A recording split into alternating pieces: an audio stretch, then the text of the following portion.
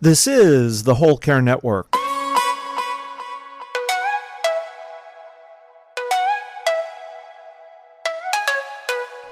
Helping you tell your story one podcast at a time. Content presented in the following podcast is for information purposes only. Views and opinions expressed in this podcast are solely those of the host and guest and may not represent the views and opinions of the Whole Care Network. Always consult with your physician for any medical advice, and always consult with your attorney for any legal advice. And thank you for listening to the Whole Care Network.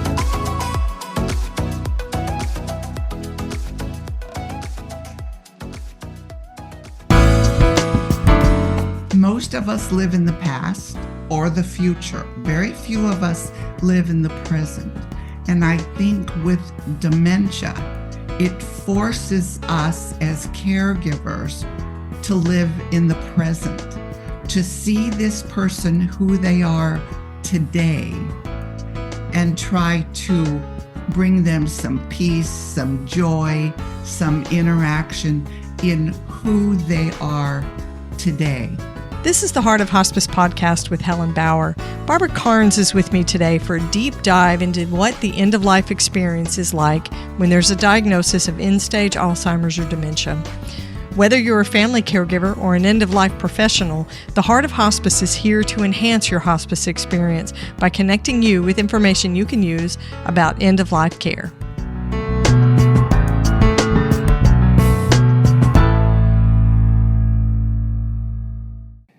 This episode of the Heart of Hospice podcast is sponsored by the Tree of Life Conference by International Doula Life Movement. Join IDLM at the Tree of Life Conference in San Antonio, Texas, November 1st through the 4th.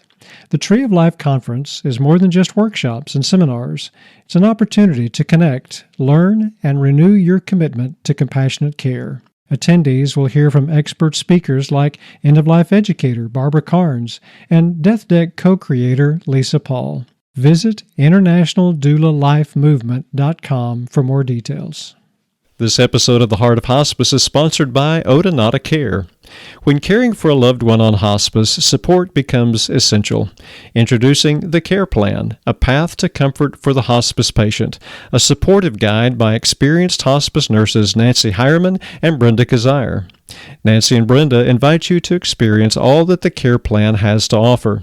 Be sure to check out their free library of care videos on thecareplan.net or on YouTube.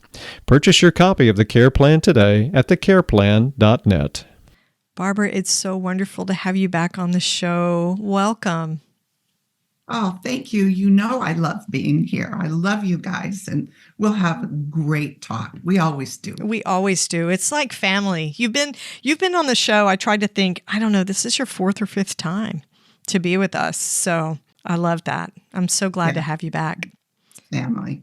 Yeah, it's family. Okay, so to get us started in our conversation, I have a little icebreaker question. What would you say is one of your superpowers? Oh, geez. One of my superpowers, I think it's my writing. I think that I can take thoughts and put them into words and put them on paper that make sense and that are easy to understand. I think maybe that's my superpower. Oh, I would totally agree with that. I read your blogs. I read everything that you send out and that you post. And your writing is amazing. You manage to capture the philosophy and the whole foundation of hospice care and end-of-life care, but you put it in a way that a caregiver can say, I totally get that. It's very relatable, very easy to understand. Early on, when I was seeing patients, I learned to talk no medicalese, to speak fifth grade level, and be gentle. And those three beliefs that I have that are important, I put into my writing as well as my teaching. and words. Yeah, I've been with you and we've talked together, and you're always consistent. Be kind, be truthful, be compassionate, and let's face it, you can't miss. You can't miss with material like that. It's perfect, and your writing is fantastic. Thank you. So we're talking about a deep dive today into some neurological diagnoses at end of life. We're talking about end-stage Alzheimer's and dementia. We may touch on Parkinson's while we're in there, but mostly Alzheimer's and dementia diagnoses when it comes to end of life, because the challenges that caregivers and those patients face those challenges are horrific. They're big. And I really think, from my personal experience and professional experience, that it's kind of a unique diagnosis. It looks a little bit different for everybody. Each patient presents just a little bit differently. And so I think their caregivers have a lot to deal with and a lot to figure out as they go. Well, with heart disease, with cancer, you can pretty well determine a path that the person is going to be on. With dementia, and dementia is a symptom of varying diseases, but with dementia, it doesn't play by any rules. You can't really predict how that person's life is going to unfold with their disease. And that is such a disadvantage, because it's like we don't have any rules of the game, if that makes sense. Where with other diseases, we really can figure out what the path is. But with dementia, and that is probably, I think, the biggest challenge for the caregiver is what's going to happen? What's the future? What's next month going to look like? What's next year going to look like? That uncertainty adds an additional burden to the caregiver, to the just regular everyday caregiving. It's absolutely true. They want that certainty. What's the timeline? What are we looking at? It's because numbers are solid, right? If I tell you 2 months, that's a certainty. But prognostication, trying to figure out exactly how long the life expectancy is for someone with Alzheimer's or dementia, there's a lot of differing factors. So one of the things you said struck me when you said dementia is a symptom of a lot of other diagnoses. And so I want to touch on that just for a second for listeners that aren't familiar with that. For one thing, there are a lot of different types of dementia: frontal lobe dementia, Lewy body dementia, and people with Parkinson's can also have Parkinson's-related dementia. So there are a lot of different types. And people with just old also. Yes, exactly. We refer to it a lot of times as senile degeneration of the brain, but the way it appears as far as symptoms and how the person presents, it looks like Alzheimer's or dementia. Mm-hmm. Most of the times like dementia. So let's talk about those symptoms at end of life, because I really want to focus on that. There's a long disease trajectory, and we could talk about all of that. But of course, our focus today is on end of life. When we think about what a typical as we can get, Alzheimer's or dementia patient looks like, how would you describe someone with that end-stage disease? With most people, we enter a dying process, a dying timeline. And 3 things can signal when we've entered what I call the dying process. That's food, sleep, and socialization. With dementia, a person can be gradually disconnecting in the socialization area to the point they're completely within for years. sleeping in a person who's dying from cancer, they're going to enter that dying process and they will gradually start sleeping more and more and more. And the closer they get to death, the more they're sleeping. Dementia doesn't play by the rules. You can sleep 24/7. For years, that can happen. So you can't judge sleeping and socialization as entering the dying process. It's only food.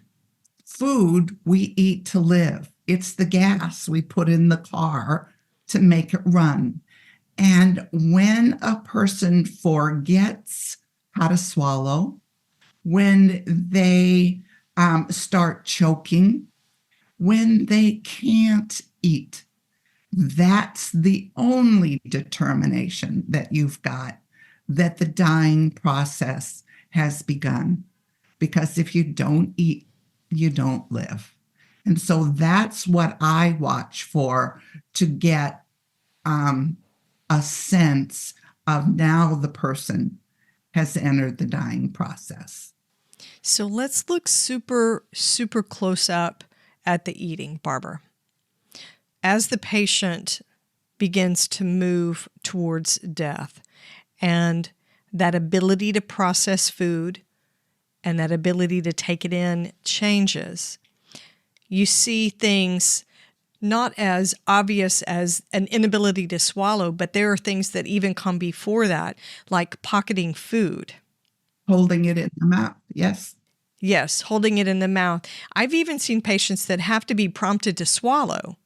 They can feed themselves, but they just hold the food and they have to be told, now swallow it.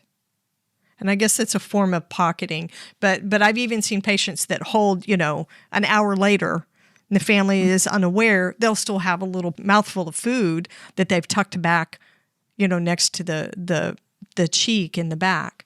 So all of that is the beginning and the movement towards this inability to take in food completely. Exactly. And families struggle with this. So what would you tell a caregiver who was having to deal with someone who's beginning to eat less and having more and more difficulty, more and more changes to their eating? You're going to support and educate the caregiver, because we associate food with so many things. It's socialization. It's a sign of love. There's all kinds of emotions that we carry around food that has nothing to do with the nourishment.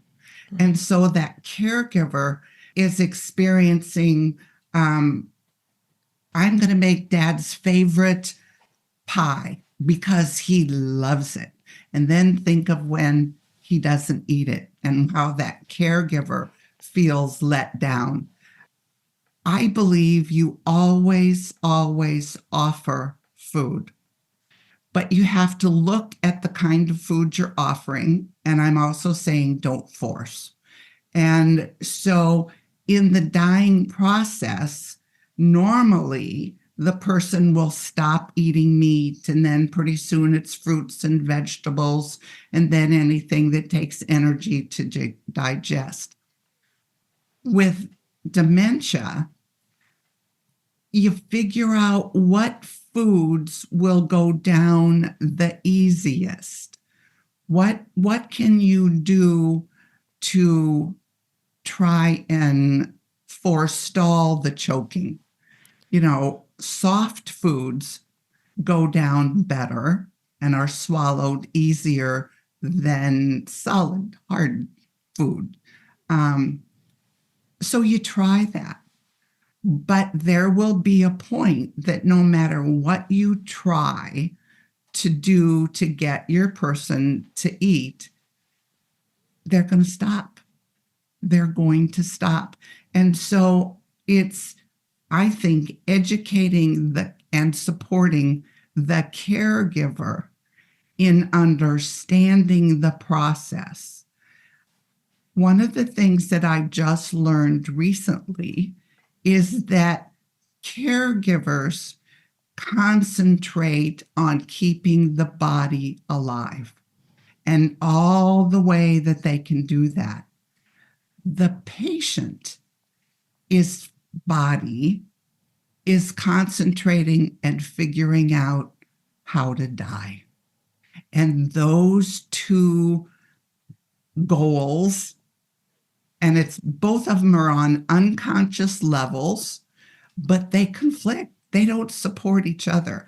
And that creates a great deal of sadness and frustration in the caregiver. Yeah, I have seen that be such an emotional thing, to the point where caregivers will say things like, if you love me, you'll eat this. You can't get healthy, you can't get stronger if you don't eat. You know, basically asking for things that are unrealistic. It's not that they are being stubborn or they're just, being hard to live with. They physically cannot do it. Their body is changing and moving in a different direction.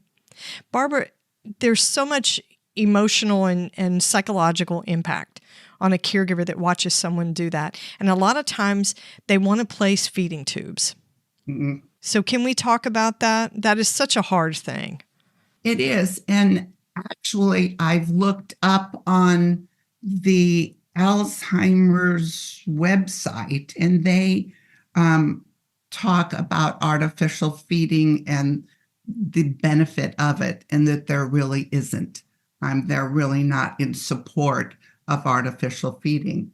I'm going to really go out on a limb here, but artificial feeding is going to prolong life. And for a while, don't know how long.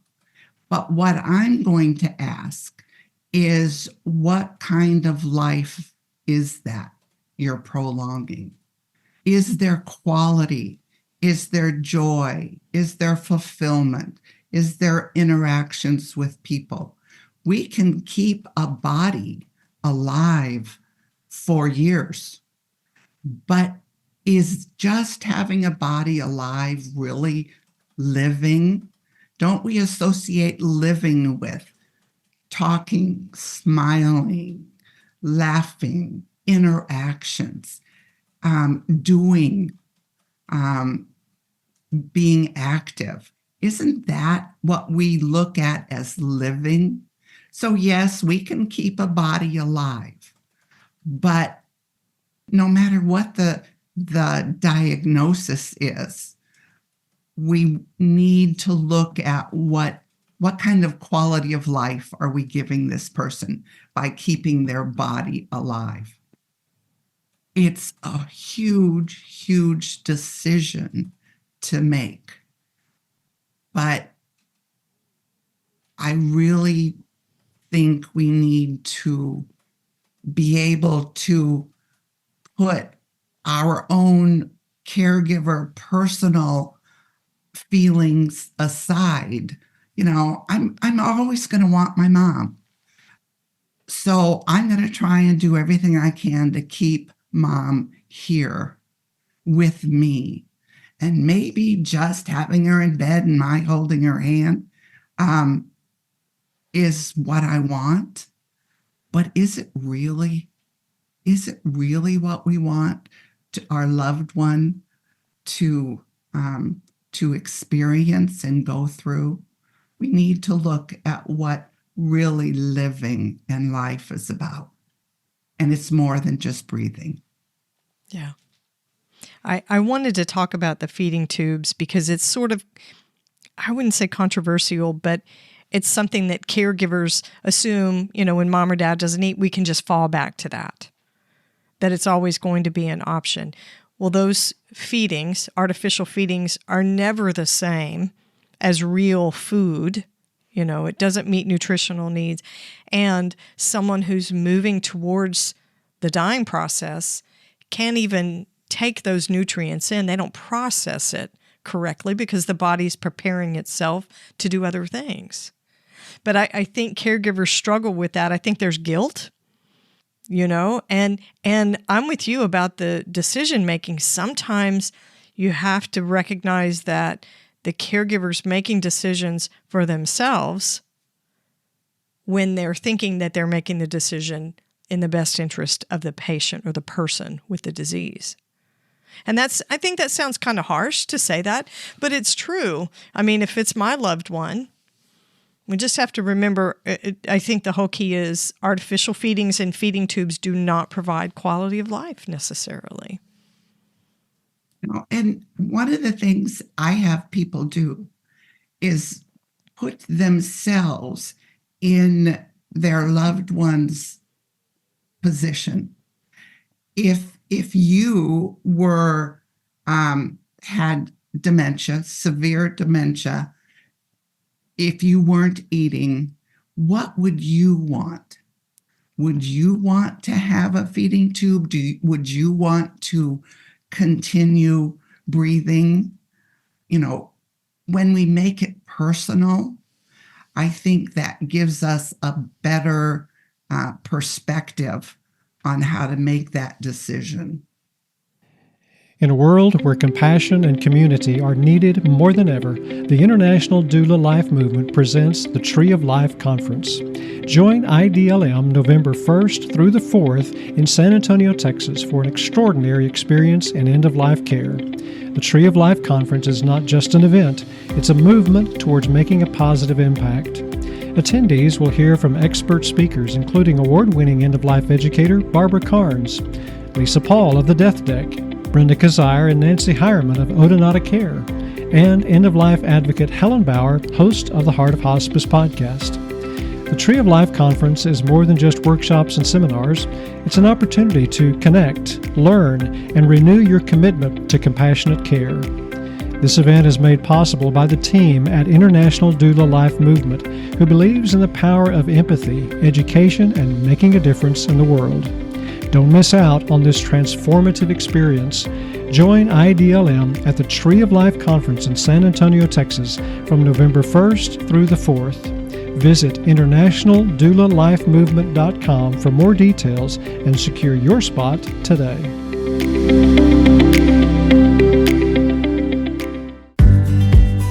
When caring for a loved one on hospice, support becomes essential.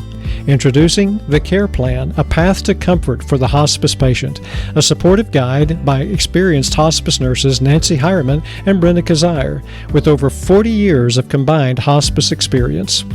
The Care Plan is your trusted companion, a wealth of knowledge from clinicians who understand the unique challenges of hospice care. Nancy and Brenda provide practical insights in their book, along with a library of guided videos that offer caregiving tips and techniques to make caregiving easier and simpler. The Care Plan isn't just a book, it's a source of strength for those who navigate the challenges of caregiving, ensuring that every moment is embraced with compassion and care. The goal of Odonata Care is to transform the end-of-life experience through education and support. Nancy and Brenda invite you to experience all that the Care Plan has to offer. Be sure to check out their free library of care videos on thecareplan.net or on YouTube. Don't forget that the Care Plan is also available in Spanish. Purchase your copy of the Care Plan today at thecareplan.net.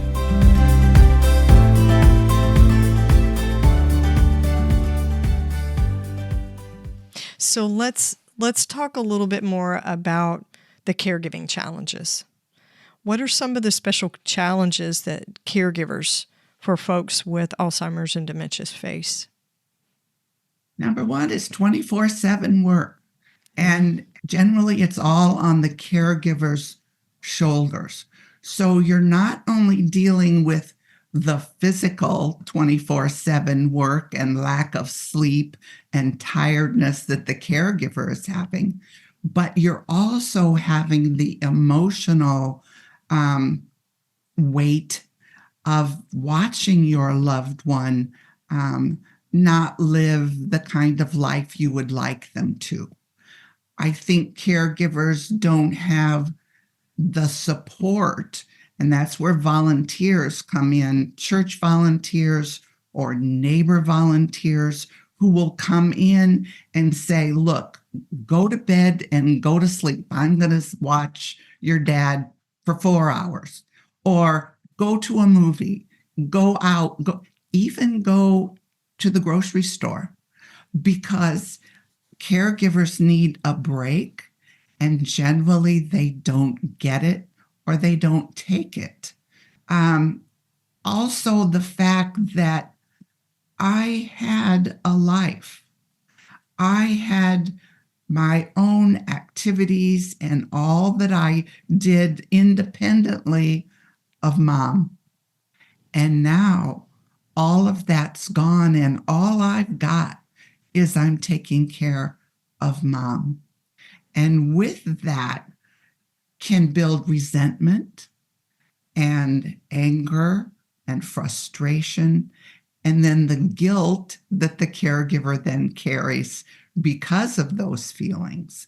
So caregivers, in my mind, are saints, but even saints need support.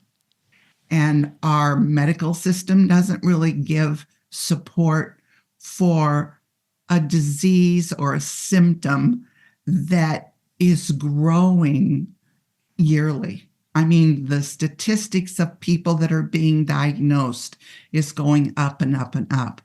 And at some point, I hope to see a recognition of the need for assistance in caregiving.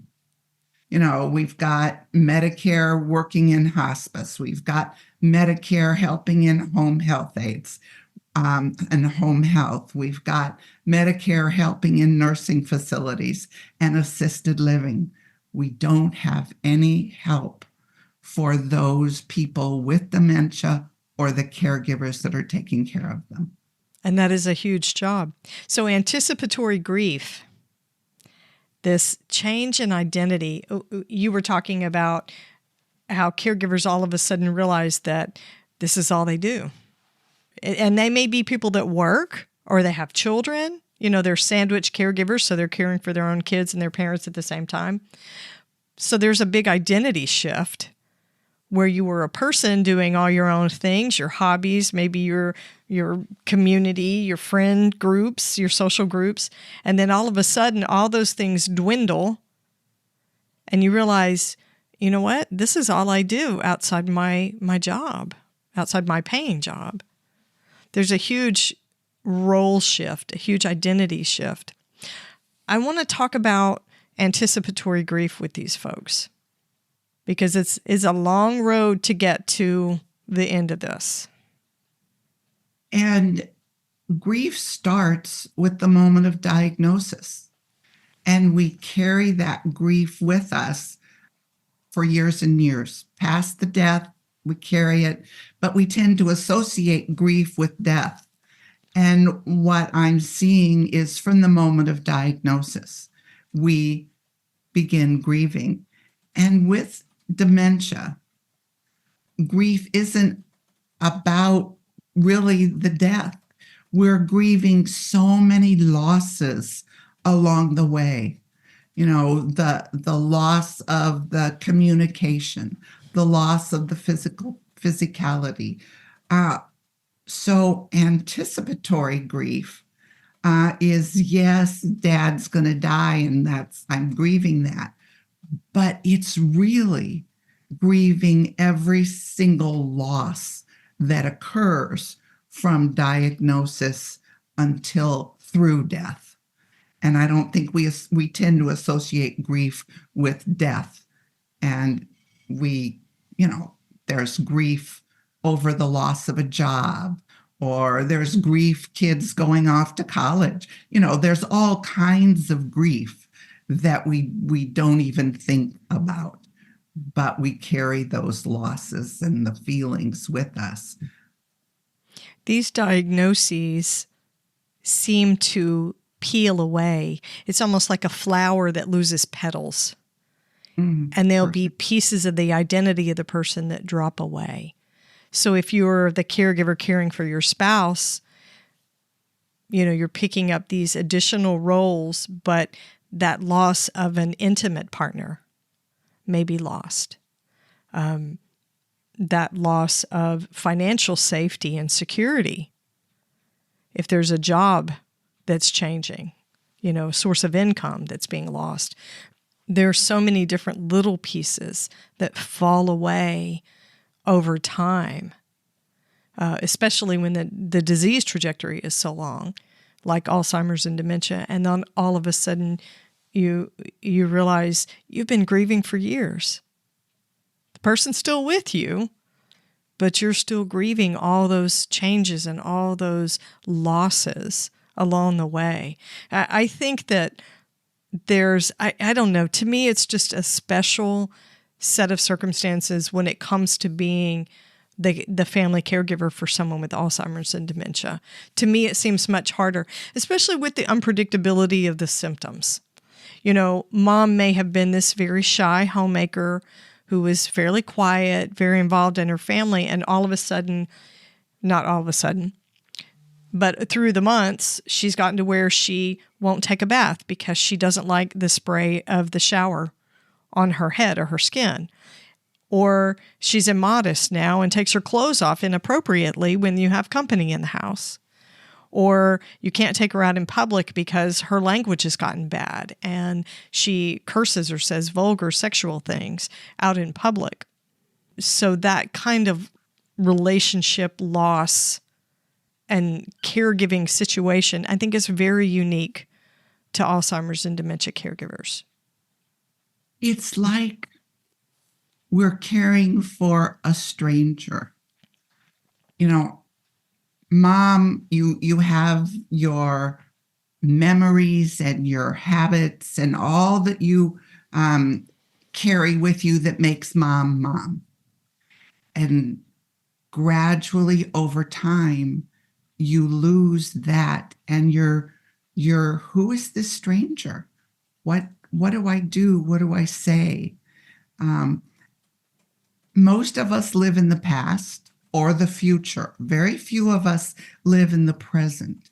And I think with dementia, it forces us as caregivers to live in the present, to see this person who they are today and try to bring them some peace, some joy, some interaction in who they are today.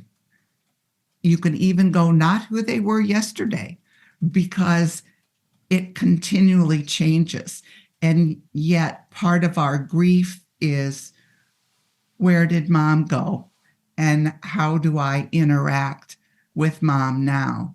And all I can say is you interact with mom where she is today.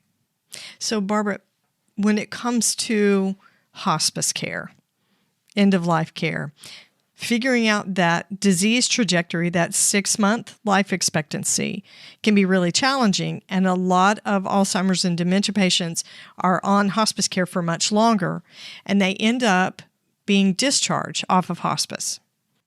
Some hospice agencies call it graduating from hospice. I would not say that that's any sort of honor for a caregiver to find out that service is being discontinued. But I'd like to talk about that. What needs to happen if the hospice agency wants to discharge the patient? Because the caregiver has come to rely on nursing visits, social works, bathing, medications being paid for, equipment being paid for and supplied. I strongly believe that when a hospice determines that the person does not fit hospice requirements, Medicare requirements, that before you discharge them, you send in the social worker, and the social worker figures out how to get services for this patient and family. You don't just say, gee, I'm sorry, you're graduating and call me if things get worse. You have to prepare and give the guidance. That's what our social workers are great at, is they can look at community resources to give and help that family. And so often, sad to say, the patient and family are discharged and left to their own devices. Right. I think it is hospice's responsibility to have their social worker get community services hooked up. Now, all that said, we don't really have a lot of community resources to pull from to help this family and this caregiver. But at least the social worker will know what is available where the caregiver's not going to know.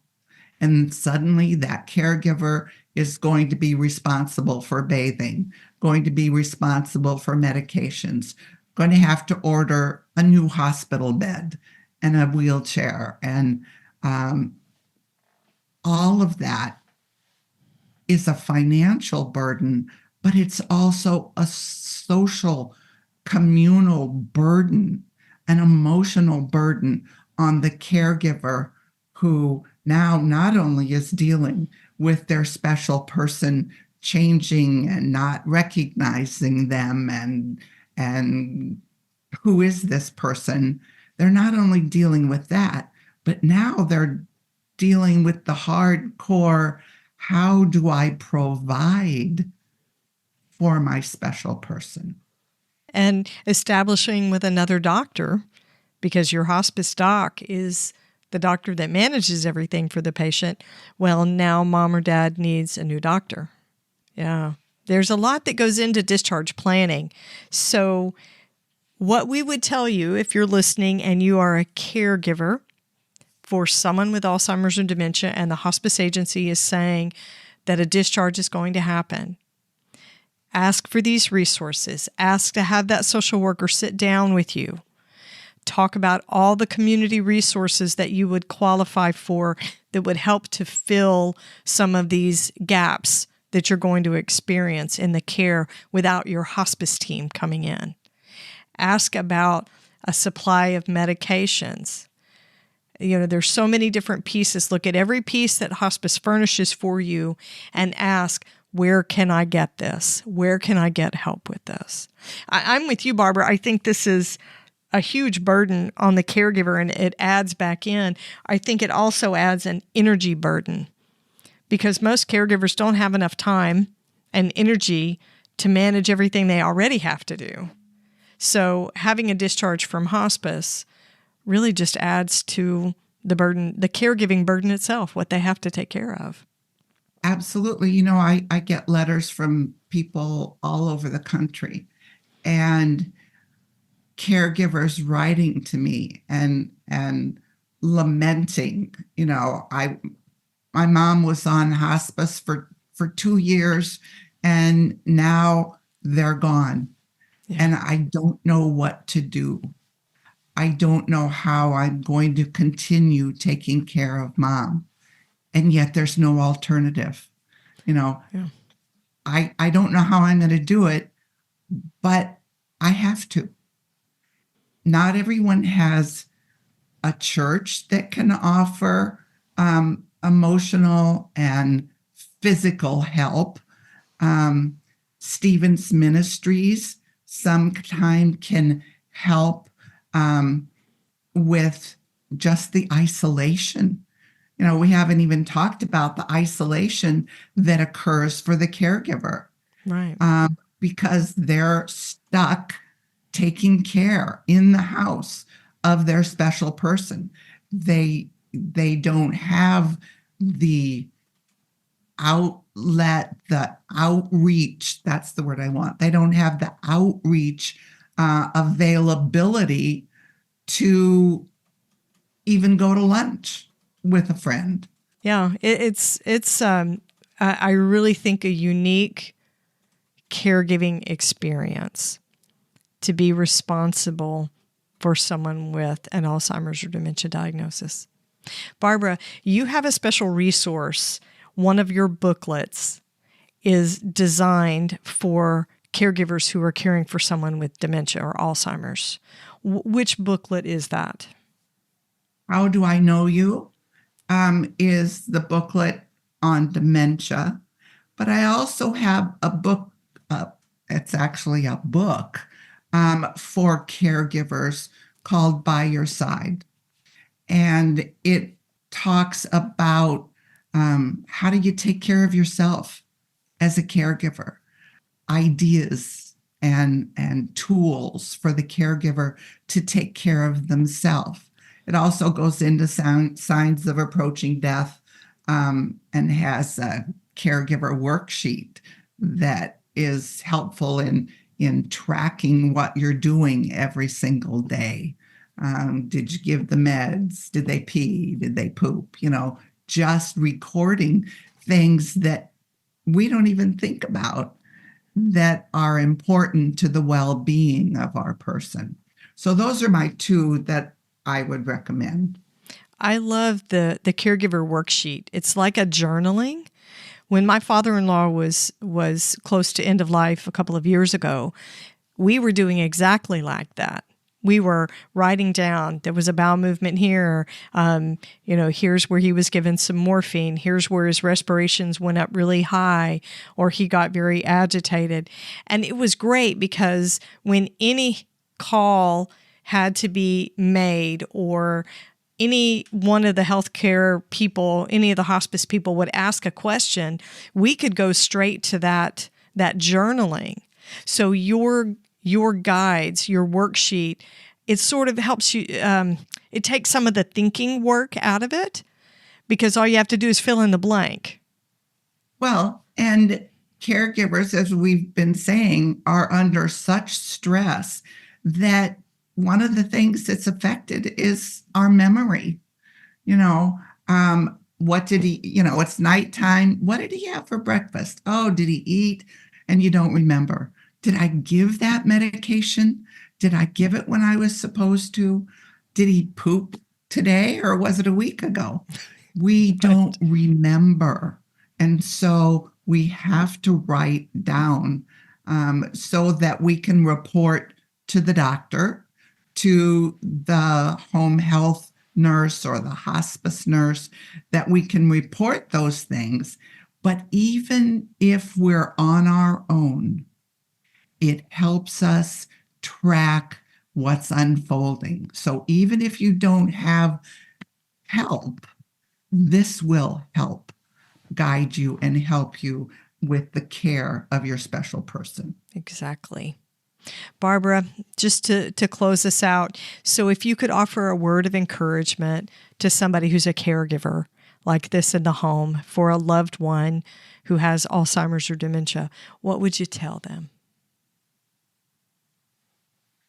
I would say put your oxygen mask on first. That you have to look at yourself and your needs, not only physical needs, emotional needs. Find a little joy. What brings you joy? You are living your life and have needs that need to be met. Put your oxygen mask on first. Take care of yourself. Then you will have the energy to take care of your special person. I love it. I love it. Barbara, where can listeners find your books, your resources, and your video? You have a fantastic video. New Rules for End of Life is the video. Yes.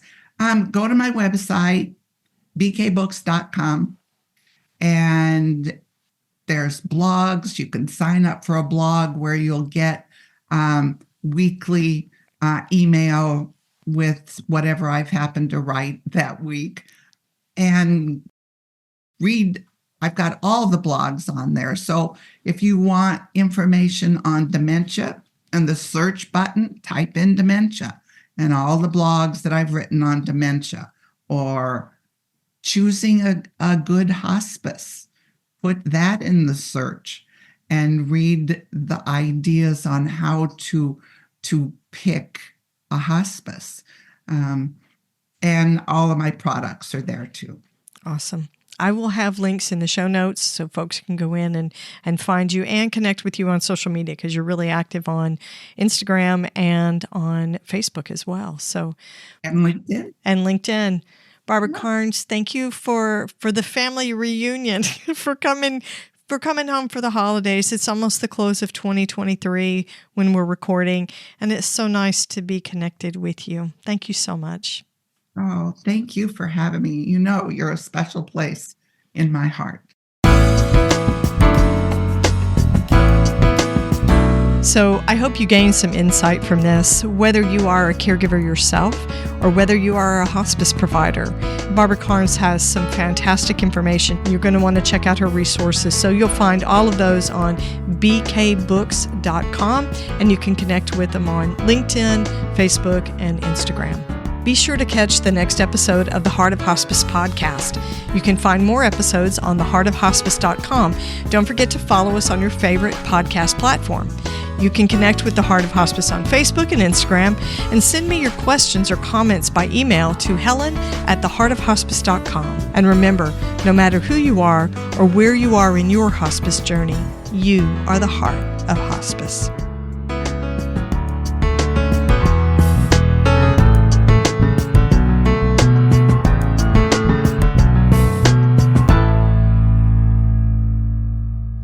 This is the Whole Care Network.